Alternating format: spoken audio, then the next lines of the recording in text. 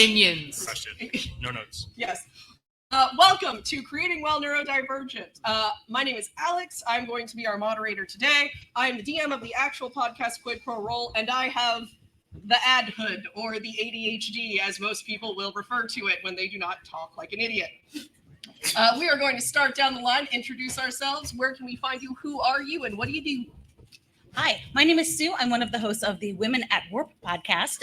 We talk about Star Trek through a lens of intersectional diversity and infinite combinations. And I was diagnosed with ADHD at the age of 39. Yeah. Hi, I'm Bethany Brookshire. I have invaded here like a kudzu from the science track. I was a scientist. My degree's in neuroscience, but I got better, and now I am a science journalist. So that's what I do. And also, full disclosure, I am not neurodivergent. And I emailed and said, "Hey, is that okay?" And they said, "Yes, you're here to be the science person." And I was like, "All right." So. Yay. Hooray! Hi, everybody. My name is Kate Osborne. I go by Katiesaurus on most corners of the internet. I am a full-time content creator. In particular, I am a certified sex educator, and I work in particular with neurodivergent individuals, talking about the interactions and complications that neurodivergency can cause in relationships, intimacy, and sex. I also talk a lot about inclusive. I also have something in my nose. A bug flew in my nose. That was so weird. Okay, sorry. Anyway, and I also talk about inclusivity and accessibility for neurodivergent and disabled individuals in TTRPGs.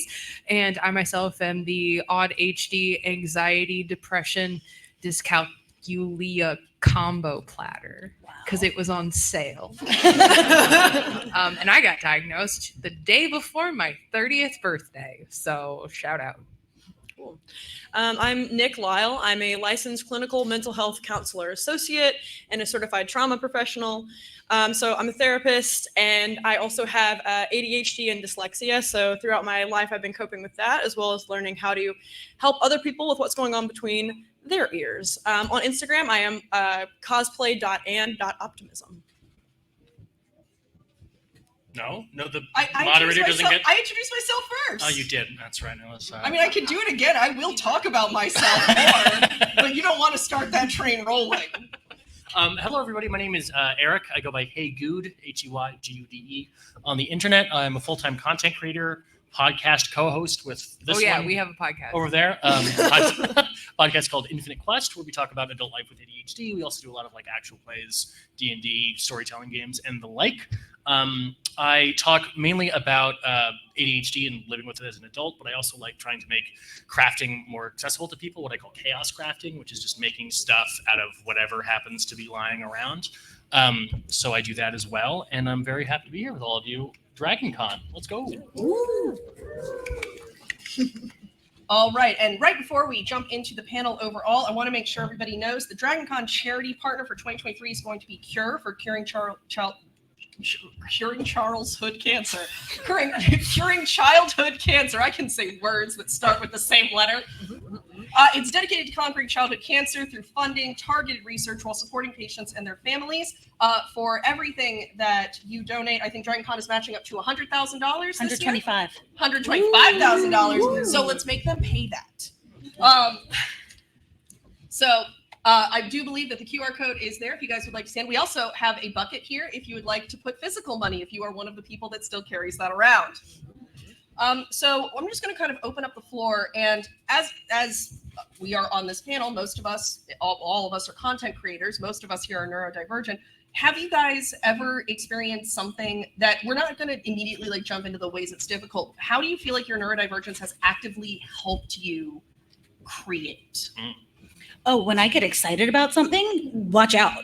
Mm-hmm. Like if I have an idea, I put on a online podcast festival for Star Trek stuff, and I basically had the idea, and within 12 hours, the application was online with full graphics and a schedule, and like it was good to go. Milk that hyperfixation. So, yeah, like if I'm excited about it, there's no stopping me. Not even sleep, doesn't happen. I am not.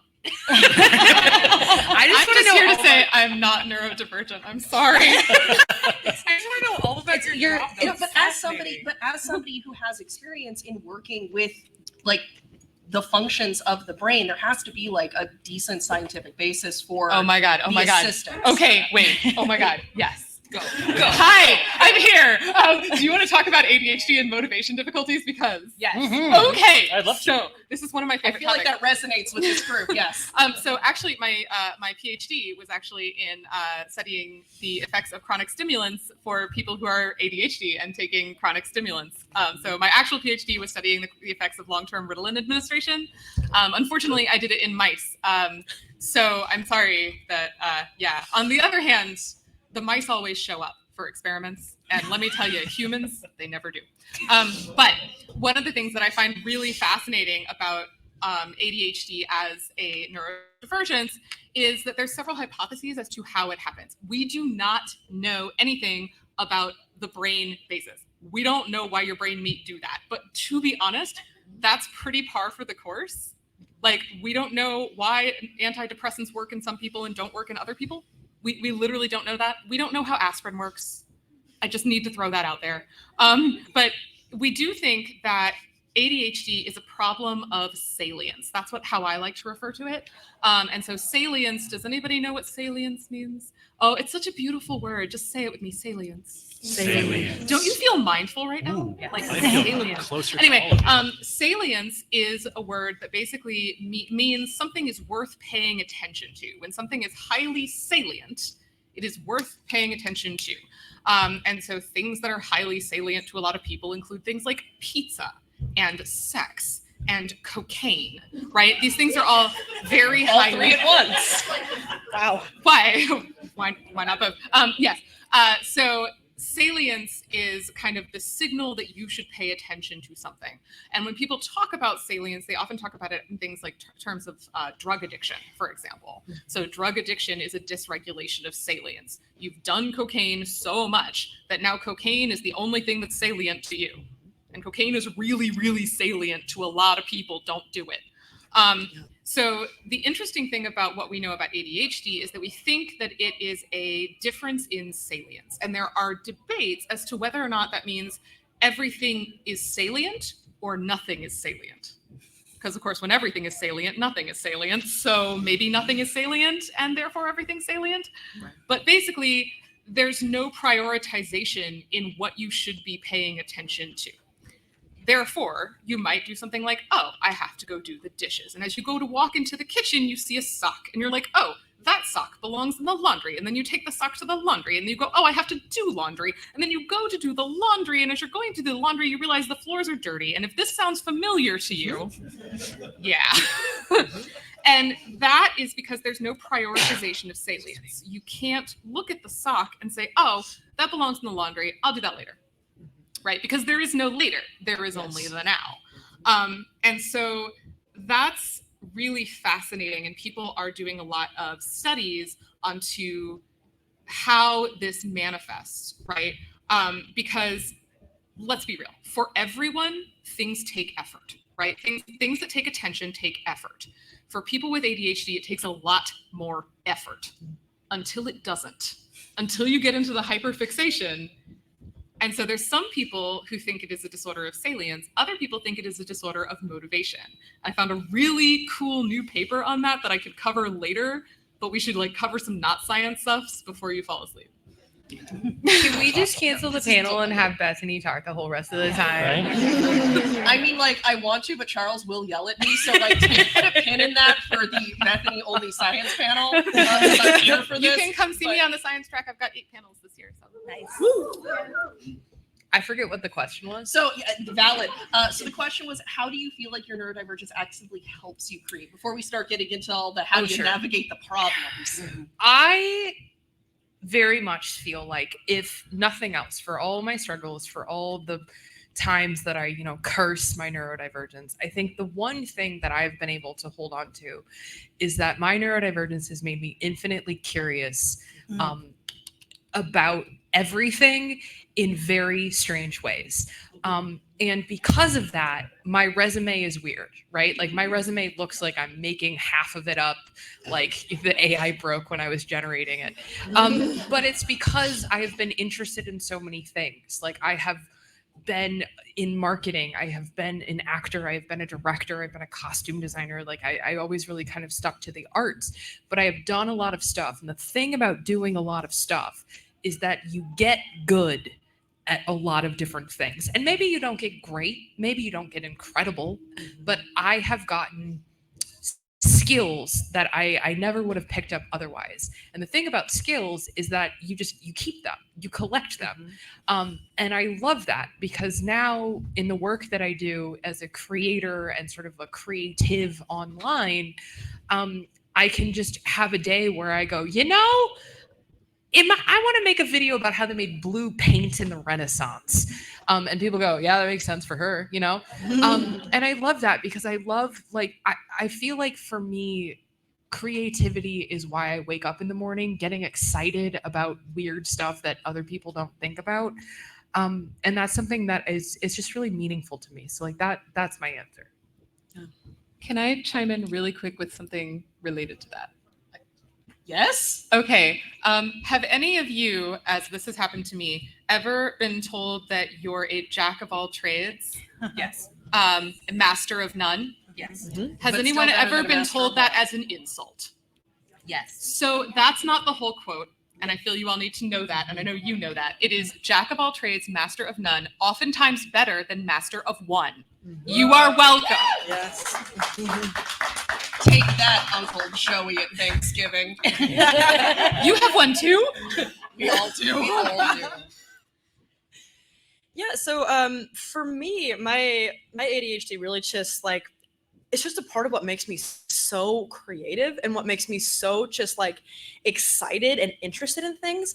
And I just have this a childlike wonder about things that I'm able to tap into that I really, really appreciate about myself. And just the fact that I have just like you were saying, I have so many baskets with eggs in them, right? Like my eggs are in so many different baskets that at first it was very confusing and chaotic. But then as I started exploring things and becoming a mental health therapist, I figured out that for me, the thread that connected all of my baskets, that wove them all together, was mental health.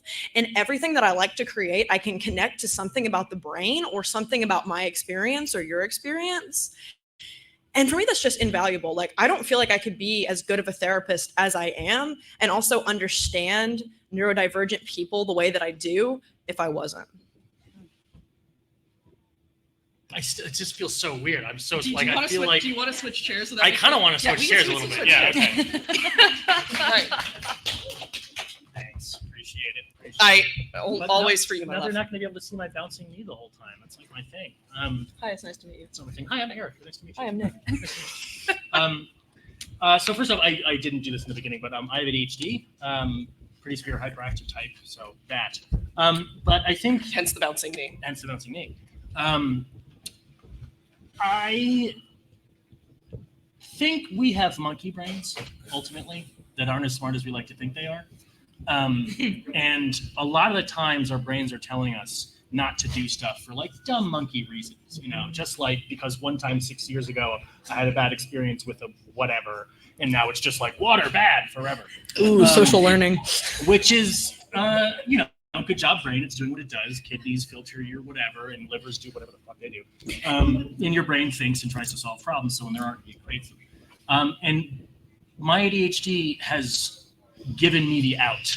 When my brain's telling me that's a dumb waste of time to build that thing. Don't do that. I can go I don't care. I'm mentally ill. I don't care what you think, brain. You can't stop me. You're not the boss of me, brain. So in a lot of ways, I feel less restricted, less shackled by the Euclidean elements of the brain, but it's constantly telling you to be rational all the time. A lot of the best things that have ever happened to me happened because of dumb, illogical reasons. Nothing you could have predicted, but only things you could have known if you just went ahead and did it, move across the country to start a podcast or something. Real. And my ADHD, because of my lack of impulse control, has gotten me like hurt a lot of times because I, literally leap before I look often. But it's also been some of the sources of the greatest joy. Things I never would have done, decisions I never would have made if I was thinking rationally and like perhaps neurotypically. I don't know, I'm not. So I'm really grateful for that, just that chaos in my life, because there's a lot of really good things that just get missed because there's not enough chaos in your life. And so I'm grateful for that. So as everybody here knows, when you do content creation, whether you are just starting out, whether you've been doing it for a really long time, you run into the stuff in content creation that is maybe not giving you the good brain slimes and is very hard to focus on and get actually done. So like for those of us who do podcasts, the video editing, the audio editing, sometimes showing up on a day that we are just like super low energy. Sometimes it is interviewing someone that you kind of think might be kind of a jackass. Like there's a lot of different things that just for me create like absolute roadblocks in my motivation, my desire to do any of this. What do you guys do when you find that your neurodivergence is causing you to hit a wall that you feel like a neurotypical person would be a little bit more like, okay, we're just gonna do this, but your brain is like, no, water bad. We're just going to keep going down the table. Okay, cool. This is smooth and efficient. All right, got it. I am very, very grateful for my team on my show. We are a group of 6 that does everything together. So and there's multiple, mental health issues and physical issues, neurodivergencies throughout this group. So I can outright say, like, hey, I am not feeling this today. Can we postpone if it's a recording? Because of everything that we collectively are dealing with, we try to build in that extra time. We try and record 2 weeks before we're supposed to release in case something like this happens. So we sort of try to build in those buffers. But from a logistical, operations-y sort of way, I'll tell you, deadline mode is kind of a superpower, right? And as a deadline approaches, you can just suddenly get things done that you've been putting off for weeks, right? I'm sure many people in this room can understand in that sentence. Somehow, in 8.5 years of our current show on this team, we have never missed a release date. And like I say that in a normal podcasting panel, and people are like, "Yeah, so what?" I say that in here, like you understand how big of a deal that is for me. We have never missed a release date. and it's that deadline mode, and something that I have done for myself. I have found what's called calendar blocking very, very useful, where you literally put everything you do in a day on your calendar. I use Google Calendar. You put it in for a block of time. I've been doing it for a couple of years, even before I got my diagnosis. And not only does it help me set aside the time to do things, it has helped me learn how long things take, which is something I could not understand. In my vacuuming, in my brain, vacuuming takes 4 hours. It takes like 15 minutes. Anyway, but that has been a huge help. I also ask people to give me arbitrary deadlines for things. Even if there is no deadline, give me a deadline, because that'll mean it gets done. So I guess I'm trying to hack my own brain most of the time. So basically putting your brain in, oh no, this needs to be done now mode. Yeah. So this actually links in really well to that paper that I was just talking about. Okay. See, like, this is what gets me excited. Science. It's cool. Anyway, it's a paper. I think it's out. Maybe it's not out yet. Maybe it's out next week, and I'm telling you guys super secret information. You guys are cool, though. You heard it here first. Screw it, we're doing it guys live. are- Anyway, you guys like the narc, right? it's either coming out or it is out in the Journal of Neuroscience. And it is a study looking at ADHD as a a difference in motivation.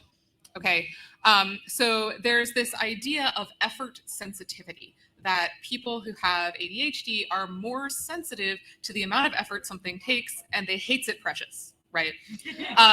And so they tested 20 people, 11 men, 9 women, no non-binary or trans, because science is old.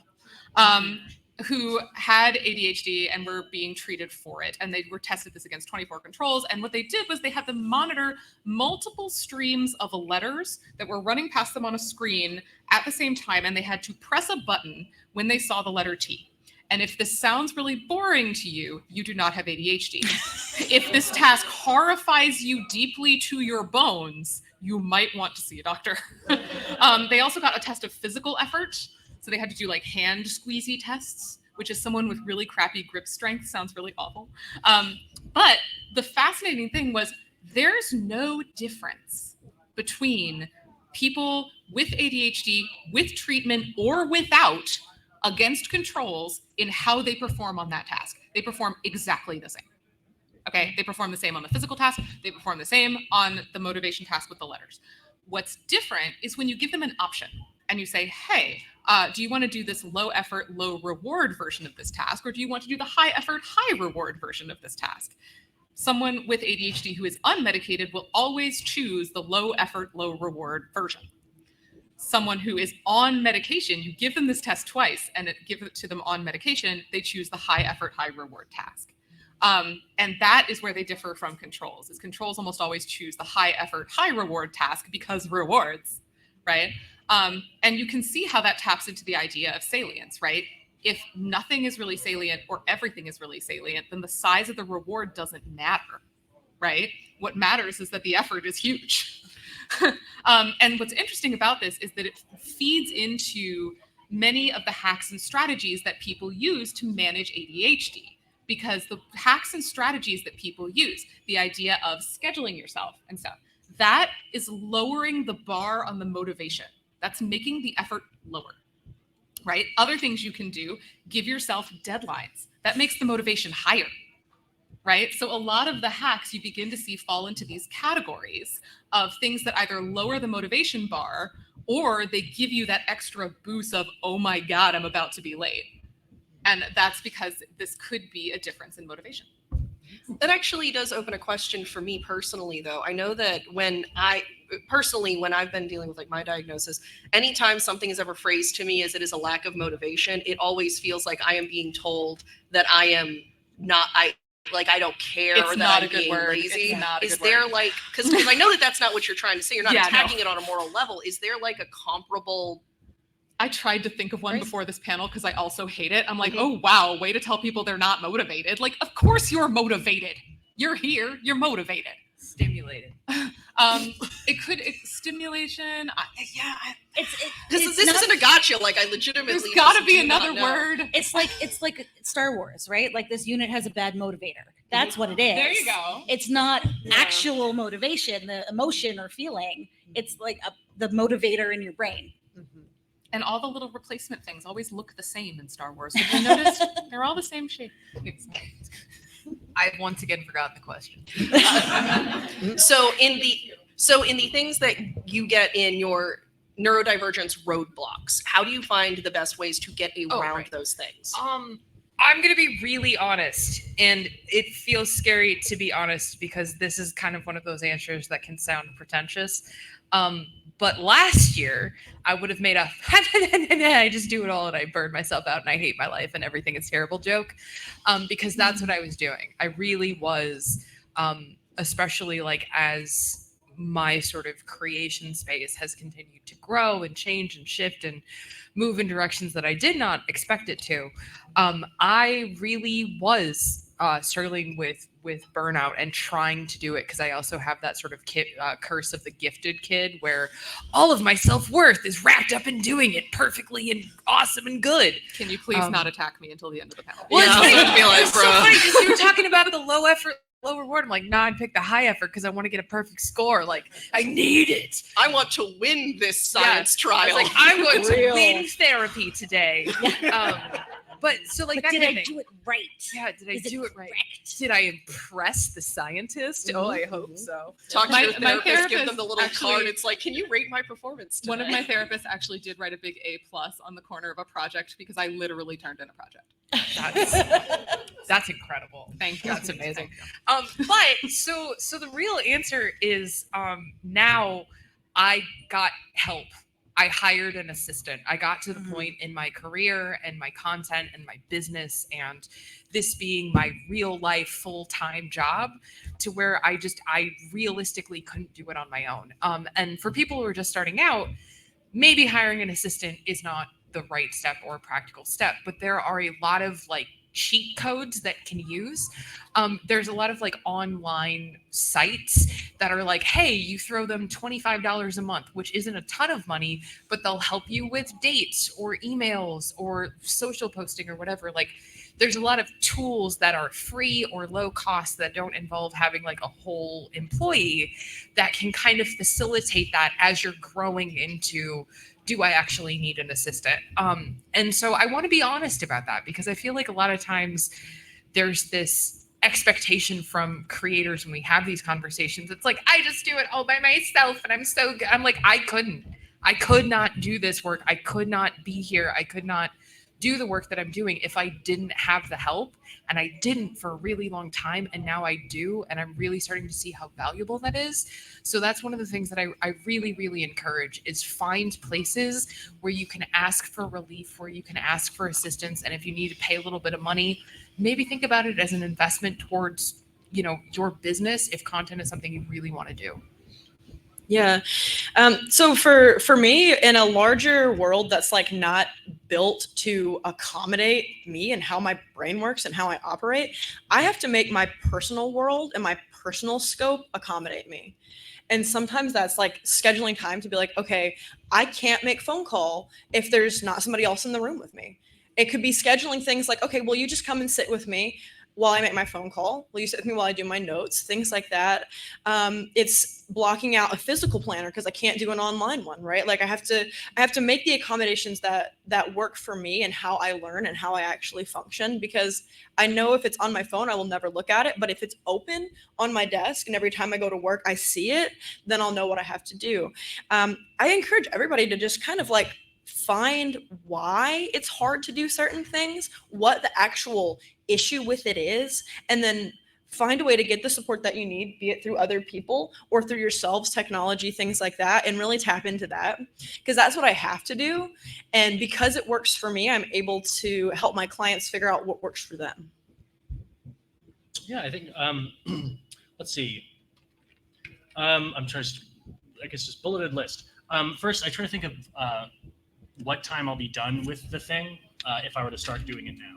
Because when you got to the ADHD, trying to conceptualize just how long something's going to take in the future is just a fool's errand. So I think like emails, for example, I hate emails.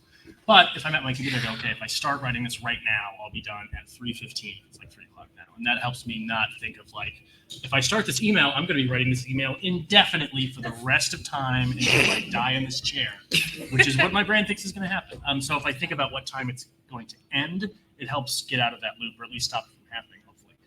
Another one is you can reasonably force yourself to do anything if the duration is small enough. Like I can hold a hot coal in my hand for 3 seconds, I want to say. Katie, we'll try it later to see.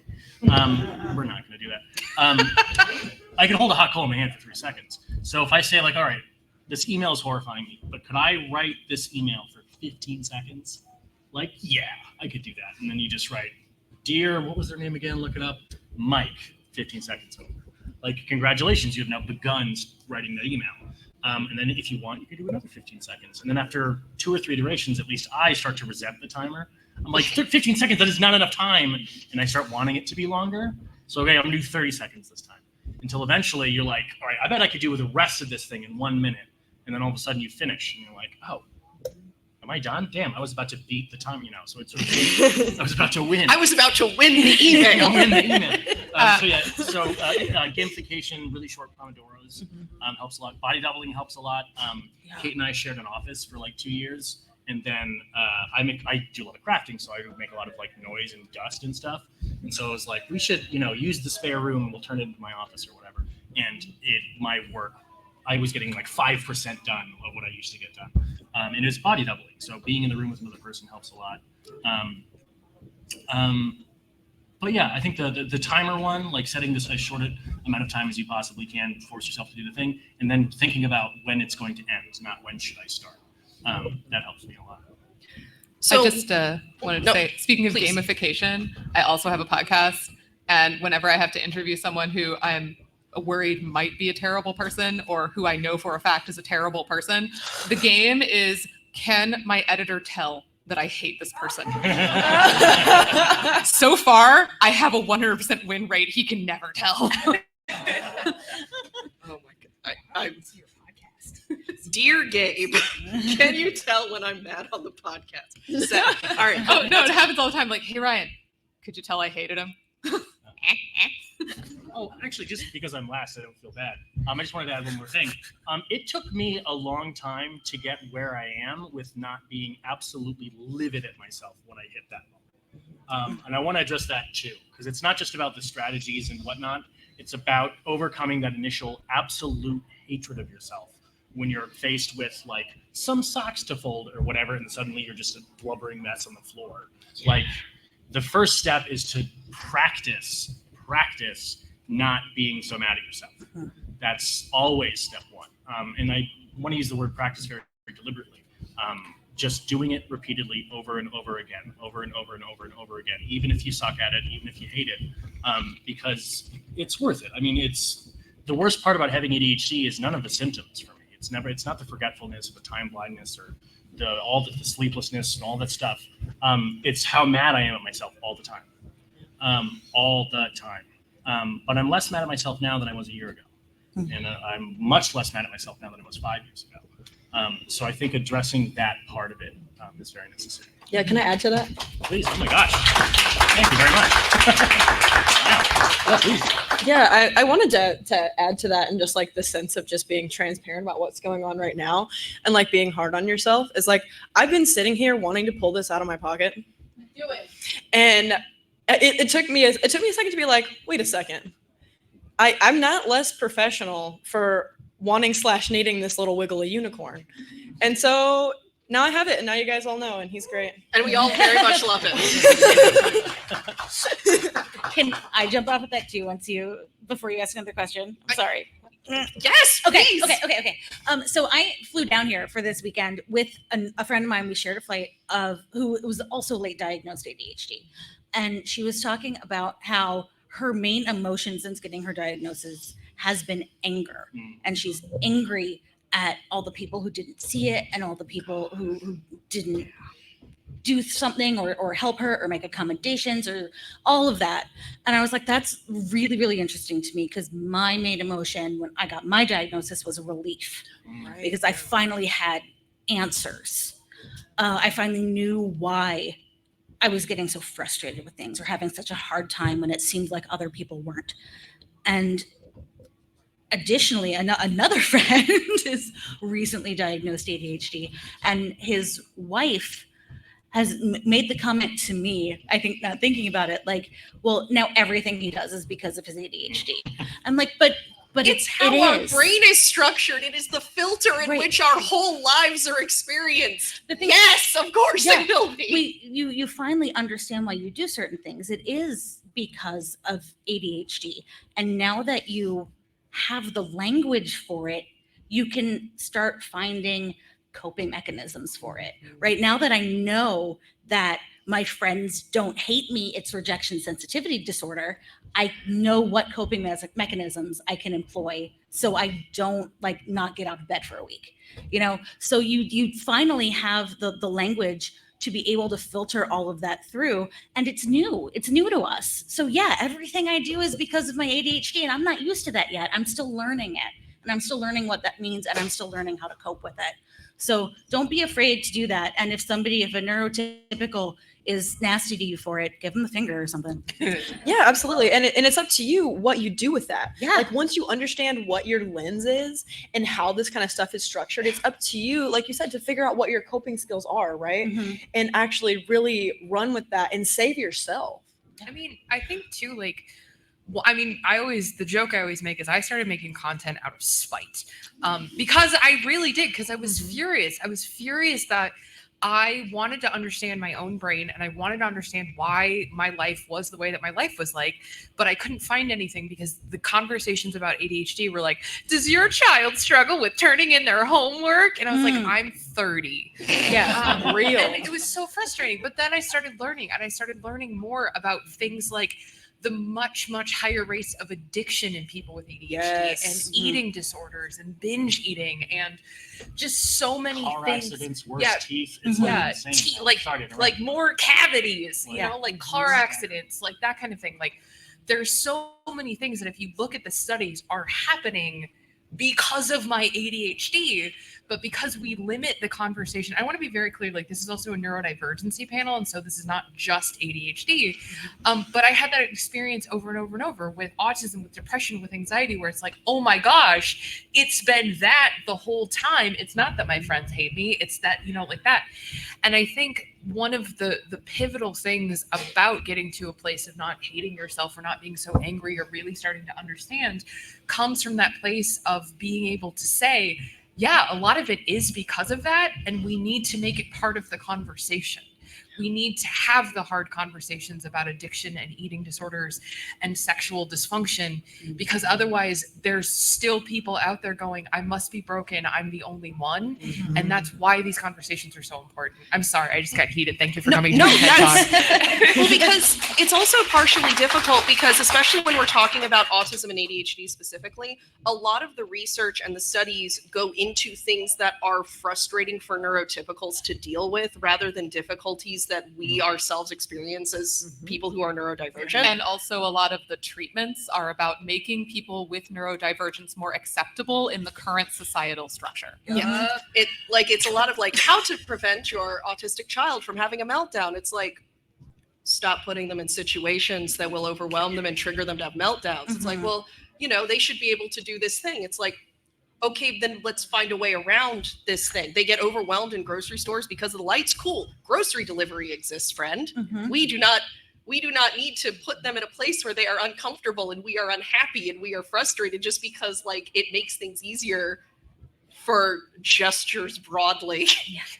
Recognizing that something is caused by your neurodivergency doesn't mean that you have to accept it as a problem that you just now have to deal with because it's your mental state. Thank you for the input, Vikings. It means that you have to approach the solution differently. That's what it means. Yeah. That's one of the most frustrating things for me, honestly, as a therapist, is seeing other people try to like fix their clients into like a neurotypical like state of being when I'm just like, no, that's so funky that you do that. I love that. How can we use these skills that you have in these ways? How can we accommodate you and make your world what you need it and want it to be? Because for me, like, it took so much to get out of that self-hatred and get to the point where I'm just like, I'm a really cool human. I just function better in this type of environment or with this type of thingy. Like, it's finding those things and celebrating them. It's also interesting that, you know, I just want to add on that the treatments are very much based on the idea of like making someone fit into the way society is. First, society was built, okay? Like this is not a state of nature. So start there. But secondly, it also upsets me when I see people who are neurodiverse forced to perform as neurotypical because it's so exhausting. And I try to tell people who are neurotypical, like, you know how you come home at the end of the day and you take off your bra and you're like, oh, thank God for that. Well, okay, we used to. That was in 2019. But you know what I mean. The bra analogy stands. Okay, when we wore bras, those of us who wore bras, right? Because underwire, it's just effort, okay? It doesn't technically hurt. It's just kind of effort. It hurts me. People who are neurodiverse come home and take off their plate mail. I take off my bra, you take off your plate mail. That is the difference. And it's exhausting. And it doesn't need to be that way. You know, the plate mail is there because society is rude. So I want to give you an example. It's even the most benign thing. You wouldn't even think about it. I am not a full-time content creator, so I still have a day job. In my last position, I was the only person in an area that was mostly call center people. So everybody else was on the phone, and I was the person doing math all day in the corner. I asked over and over again if I could have an office because it was so loud. I was told, no, you're not a manager. You can't have an office. But I am my own department. And I was told, you don't manage any people. You can't be a manager. You can't have an office. Okay, fine. So I put headphones on, did my best. I played rain sounds in the background. My next review, your work is great. You get everything done faster than we expect. Everything's wonderful. We love it. But you need to stop wearing headphones. It makes you unapproachable. And there's a whole other gender layer to that as well, being called unapproachable. But it's just like, it was pre-diagnosis, so I couldn't go and ask for an accommodation because I didn't have, all of that in my wheelhouse yet. But it was just, my work is great, but I'm not. Some things about me. That's the thing about when somebody picks up on something that you do because of your neurodivergency. They're saying something with you is incorrect. Well, it's also when you're ticking the boxes, you're getting the stuff done, you are performing the thing to which you are contracted to do, than which you've been told you were going to do. And they're like, no, but not like that. Yeah. And it's like, I'm doing better though than the other people. And they're like, yeah, but we would like you to do it while also singing for us. Yeah. And it's like, okay. Or you're not going to get the same quality of work. Well, no, we want the same quality of work. Yeah. Okay, cool. Yeah. Well, I wanted to bring this because you Bethany. Me? Yes. Oh, Bethany. Bethany. Yeah. Oh, so close. It was close. It was close. It rhymes though, so I'm gonna forgive myself. But you brought up how this society was invented, and on the topic of like not getting mad at yourself, the panel is creating wild neurodivergent. It's really hard to make stuff if you think you're a piece of garbage. There we go, crushing it. Because why would a piece of garbage be able to make anything better than a piece of garbage? So. Okay, there are Vikings. They are, That's yeah, not they are just me. Vikings. No, that's Wow. Okay. and they're agreeing. Yeah. Yeah. Well, it's good. They're not fighting. This Like is the in Viking Vikings, equivalent they're of doing this. Ah, I know that. But Vikings, it's not garbage. So for that reason, I think anything in attempts to make yourself feel like less of a piece of garbage is in service of creating things, if that's your goal. But I think it's useful to remember often enough, however much for you, just how absolutely bonkers, insane everything is all the time. So think of this, like the analogy I use is a chimpanzee in an office building, or chimpanzees in an office building. If you took, what is a technical, a pod, a colony, a band? I don't. Oh, it's a band of A chimpanzees. band of chimpanzees? Yes. Oh my, thank you very much. If you took a band of chimpanzees, put them in an office building, lock the doors. The chimpanzees eventually figure out how to use like the water cooler, and they figure out how to get food. Oh, in this situation, they have infinite food and water. They'll be fine. So they can. Do they have typewriters, which will allow them to potentially write Hamlet? Yes. Is there a horse in the hospital? No, I was over on the bench. I don't know. Is there adequate enrichment for the chimpanzees? Yes, there's adequate enrichment. It is. Okay. That's what In the whatever typewriters reality, are it's for. not a cool. So we just went on so many tangents and references. That was like 6 generations away. Of John You Milton. know what panel you're at. But in the interest of not taking over Alex's panel, so you take these This is chimpanzees, you panel, put them in I an just- office building, and for whatever reason, it's not cool. They're not like mad about it. They have stuff to do. They have food. They have water. They can like have monkey sex and stuff. And indeed, they do. Generations go by. Inappropriate office. A bunch of generations go by. The chimpanzees are teaching the now young kids, the younger chimpanzees, the new skills that are necessary for them to know to live in this weird right-angled office building. They teach them how to use the water cooler and that the toilets are really loud when you flush them, and you got to go like this to get the soap, but the first one never works, so you got to go to the other one, or whatever. Bunch of generations go by, 10, 20, 30, however many you want, a bunch of them go by, until the original group of chimpanzees way gone, and the chimpanzees now have no idea that was not where they're supposed to be. But everything feels a little strange because it's not covered in bark and it's not in trees and it's not green. Everything just feels a little weird. A certain percentage of those children chimpanzees and then adult chimpanzees are not going to be super comfortable in that office building. They're going to not be able to gain those weird skills that they're supposed to learn. And they're not going to be able to learn to use computers and sit still for hours on end. and those chimpanzees will be called neurodivergent. So remember that like all of this is deeply weird. We were supposed to be in trees and stuff, and now we have like iPhones and Twitter, so just remember that like this is all deeply, deeply fucking strange. I'm sorry to swear. So whenever you feel like you don't belong and you're supposed to be different, like none of us belong here. Like we're all supposed to be doing different stuff. So just remember. It's I all would weird like to make anyways. one more add-on to that. Please. Because that's absolutely, I totally agree, especially because I think, we live in a time of so much stimulation that neurotypical people like me are climbing the walls, okay? Like, it's a lot. It is a lot of stimulation. And we're constantly told, oh, you should just be able to handle that. I have people asking me if I'm neurodivergent all the time because I'm like, oh, no, this is very uncomfortable. I don't like this. I need to get out. I need to take some time away from whatever social media we have. When they say, oh, are you neurodivergent? I'm like, this is really awful. Do you not realize how terrible this whole social media situation is? And basically we've kind of designed the current universe for the absolute most pinnacle of like brain optimization, right? Anything less than that is gonna stand out. And that's stupid. I don't like it. That's bad.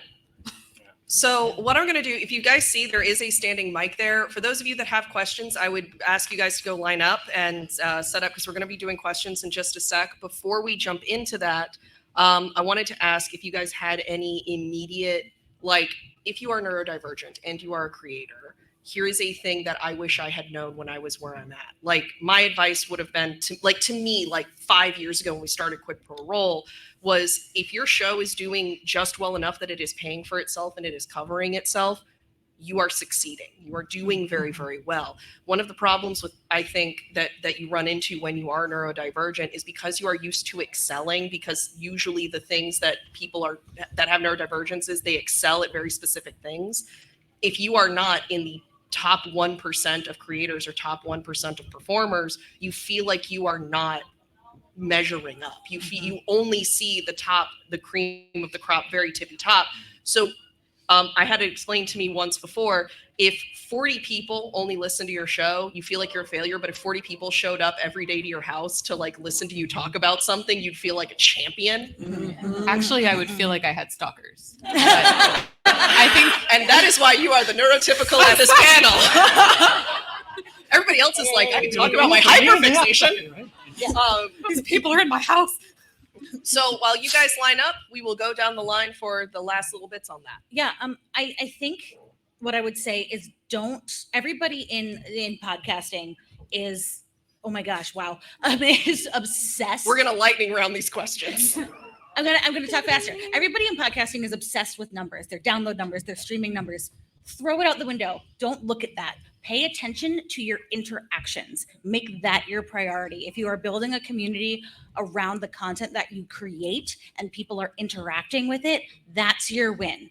And I'm very fortunate that I'm creating in a fandom space where I can go to panels. And we've had people come up to me, and I've had people tell me that I changed their mind about queer people. Like, that's incredible, Wow, right? I would not trade that for I would not trade that for 1 billion downloads, right? That's what I'm talking about. Make the connections with the audience that you want to serve, rather than being obsessed with download numbers. I would say a lot of people feel a lot of shame and a lot of stigma talking to people, especially people they respect, about their neurodiversity. And you know what? The people who respect you want to see you succeed. And that means they want to help you do that. And so, don't be afraid to talk to those people who are kind and who want to see you succeed. You're allowed to take breaks. It can be so easy to fall into the thought process of, if I don't make a video every single day, everyone is going to forget about me and I'm going to disappear. I don't know why I'm from an anime now, but I am. But it's not true. And doing that is just the fastest road to burnout. And so pacing yourself. You don't have to make every day. You don't have to create every day. rest is a valid thing to do to support your creativity and your creation. Yeah, this is like kind of on this topic and kind of on like the previous topic, but really own what it is that you do and how you behave, and feel free to call attention to it and praise yourself for it. When I was in my internship, coming through school to be a therapist, I was told, stop playing with your pen like that, like stop fidgeting. And now as a therapist, my clients come in and they're like, what do you have? And they show me their thing, and I show them my like little fidget thing, and like it's a great thing to form connections. And so like if you're a person who like, if you tap your knee, if you play with your hair, if you do things like that, like call attention to it and like own it, because there's probably somebody who's going to see you do that and normalize it and be like, oh, thank goodness, wow. I do that, right? Try not to say yes to things in the initial meeting / phone call / whatever. Because you're going to say yes to everything, and you should have said no to half of it because of the other stuff you already said yes to. Possibly 2/3 of it. Lower your voice. I'm right here. So a lot of like the flakiness is not like a lack of reliability necessarily, so much as it is a problem of overcommitting. Like you'll say, some of your friend will be like, hey, will you be on my panel? And they're your friend. Like, oh my God, I would love to be in your, absolutely I'll be in your panel. Turns out you said exactly the same thing the day before to somebody at the panel at exactly the same time. So wait a little bit and then say yes to stuff. And ask them to call you if that's the type of relationship that you have, so you don't forget. Add really quickly, hack for this. If you feel guilty like I do about saying no to these things, I always try to offer someone else. I can't do this, but you know what? You should contact this person. You're helping out the Yeah. other person. And whenever possible, I try and make it somebody who is not white and not straight.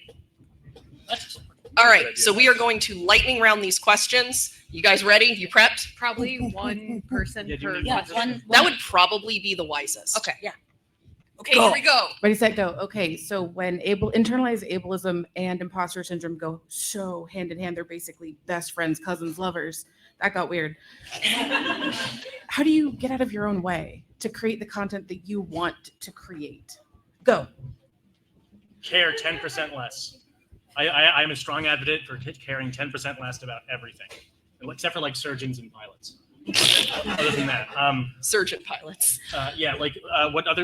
nothing matters as much as you think it does. So if other people, in their opinion of it, are making you afraid of doing something, just practice caring 10% less.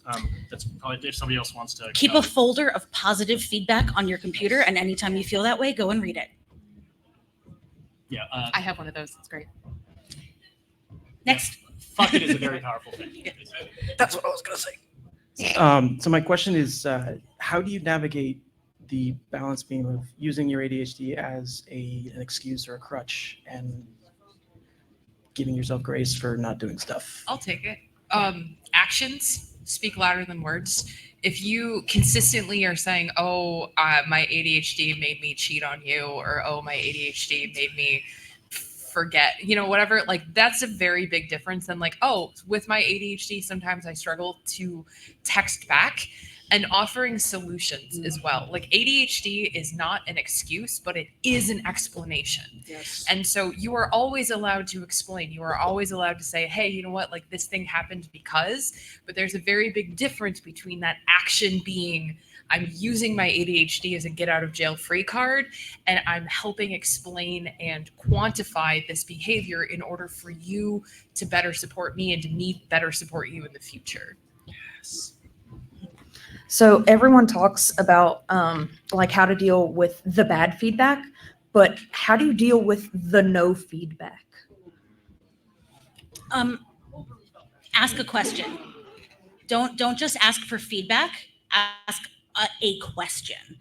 When I first started out, we were dealing with the same thing, and then we started saying, "Hey, on our socials, hey, next week we're going to be talking about this episode of Star Trek. What do you think about this specific thing in it?" And when you ask a direct question, you'll get answers. And once you start interacting with people, they're going to start feeling more comfortable coming to you, even with just praise. You're going to feel less like a monolith. Yeah. So my question is, for a lot of us who have ADHD, autism, and the gifted child, background story.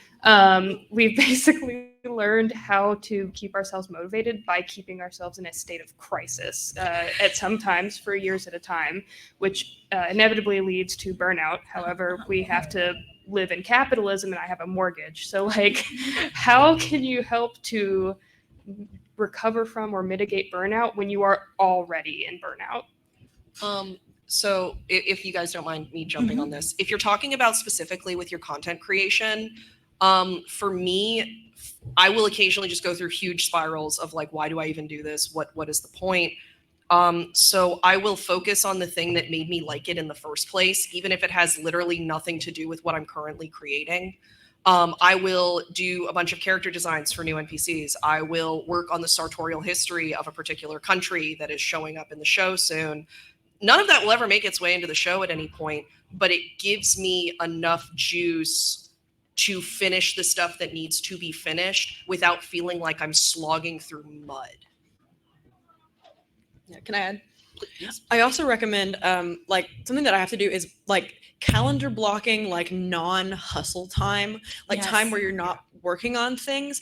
Because for me, it's like, oh, if I do self-care, that's going to take all day and I don't have all day. And I'll literally be like, okay, I'm going to set a timer for 20 minutes. I'm going to block on my calendar 20 minutes that I'm going to go sit in a comfortable space, that I'm going to put on a comfortable hoodie, whatever it is, do a meditation, go outside, get sunlight, whatever it is that you do, and actually block that time. Because then you know how long it's going to take and the timer will go off, letting you know it's time to move on to the next thing. Can I come in there really quick? So as a former gifted child, the thing that was huge for me and completely changed my life, I decided to learn how to do something that I am demonstrably, really, truly, terribly bad at. And I decided to learn to do it anyway. I am still terribly bad at it. When I say that I am bad, you have no idea. But that gave me so much. It taught me so much about not succeeding, about just doing things for effort. And it also really helped deal with my burnout because it gave me somewhere to focus energy, but it's somewhere I never have to worry about succeeding because I never will. I'll go as fast as I possibly can. I realized after the world shut down and everything stopped that for years I had been overscheduling myself as a coping mechanism. Yep. That it was, and I was at the end of my rope even before. Like COVID in a certain way was a bit of a gift for me that everything could stop. And when things started ramping back up again, I looked at all the stuff I used to do, not always content creation, but groups and this and that and the other. And I said, are these things actually bringing me joy or am I feeling obligated to do them? And then I quit stuff. It's been great. All right, we got 5 minutes. Mega lightning round. Let's go. No pressure. Right? Okay, so bipolar, formerly gifted child, still working on an ADHD diagnosis. A lot of mania, a lot of low points. This is probably going to be a Bethany or Nick question. Any recommendations for how to cope with that? Because I know a lot of this has been ADHD, but bipolar, kind of the same situation. Hitting that burnout, things like that, overscheduling, things like that. Any recommendations? I'm a pharmacologist with no prescribing power. Ask Nick. As far as just like a quick response to that, my main thing that I would give is just like finding the actual like areas where the problems are hitting. And like you gave like a lot of like diagnoses, a lot of things that are like blanket terms. Find the more specific things of like why things are hard, and then research ways to actually hit those hot points. Hi. Also, hi again from this morning. Hi. So I guess my question is, how do you deal with like the communication gap, which is to say like needing to have accommodations in certain things and having people who in some cases either can't put themselves in your position or literally will refuse to? I ask, and I know it sounds silly, I ask, and if they won't give me accommodations, those are not people that I want to work with or work for. You would be shocked at how many, like I do a lot of TTRPG stuff, how many places are just like, what do you mean you want to break during an 8-hour D&D game? And I'm like, how do you not think of that, right? So I know it sounds trite, but like I ask and I advocate for myself, and that's the most important thing. I would say also, if you can't do that, can't afford to say, GTFO, Allies. Yeah. Find some allies who can go with you, who can back you up, a mentor who might be willing to help you deal, help you step in. Oh, okay. So I have a ADHD and borderline personality disorder diagnosis, along with many other things, addiction, whatever. But how do y'all deal with like Twitch chat while you're also streaming? I don't know. Not that no one's figured that one out. Okay, yeah. Well, it plays a bit off of what you said. Like, if somebody's not going to give you accommodations, then you probably don't want to be working with them. Like, But if it's you myself. are just like vividly yourself all the time, especially if you're like a creator on Twitch or whatever, the people who will come to your streams are the people that like who you authentically are, if that is what you're doing. And so, like, if I'm playing a game and then somebody says something and I just forget I'm playing a game and I start talking for 20 minutes and then go, oh, that's right, I'm playing a game, and then I miss a bunch of stuff and then the same just keeps happening. They know that that's who I am. Like, they they know who I am, So it's less of, like, my answer is like I do my best, but I know that they're not there because they know I'm reading every single comment. I read as much as I can. They're there for whatever the hell it is about this whole thing that they like. So people are there for you. They're not there for that, whatever. Thank you. That's And the helpful. block button is free. Wait, which is The block button? Block is early, free. block often. Block early, block often. smart? Thank you so much. So for someone that's looking to get into content creation, I typically like writing, but I know this is more for like video and audio. How do you deal with how do you deal with having numerous salient different content ideas, but still wanting to maintain a sort of consistent through line or topic or theme for whatever it is that you're trying to create? For me, that's finding your why. The core thing, that's why you're doing it, why you like all the different things, and like what feels actually purposeful to you. Find that and then string it together. Whether it's making people laugh, whether it's just creating because you're a creative, right? It's letting something out, whether it's mental health. Find whatever the core thing is and use that to string them together. Yeah, you string them together because you're making it. So you string them together. And if you find you're getting other ideas when you're doing one creative project, you're getting ideas for other creative projects. The thing that I learned this from How to ADHD on YouTube. It's called a parking lot. And just a notepad, if you get the idea, write the idea down and then go back to what you were doing. That way you won't forget it, but you're able to get it out of your brain. Because Also, I've already declared put them all in bankruptcy the on my memory. same. Put them all in the same notebook, not Post-its around. You will lose them. Just the one notebook, one to keep them all. Hashtag not sponsored, but Rocketbook is fantastic. It's a erasable notebook with pen, and you can take a picture of it. It has a QR code, and it sends it to your Google Drive. It's great. Hey, I'm ADHD, and I just recently left the 9-to-5 life because I was like really great in high school, really great in college, and then I got into the real world, and I suddenly started really struggling. So I'm kind of trying to do that whole follow your heart and pursue and hope that the money will come eventually. Similarly, I am nervous to get started because of initiating a sort of brand. So Katie, you mentioned earlier, you kind of want to do this thing and then that thing. I want to talk about content and travel and trans stuff and queer education. And I'm not getting started because I'm still so in the midst of that burnout, while also trying to figure out if I need to establish a brand or just start talking and recording and hoping that somebody's going to listen. What would you suggest is a good starting point? What Nick said.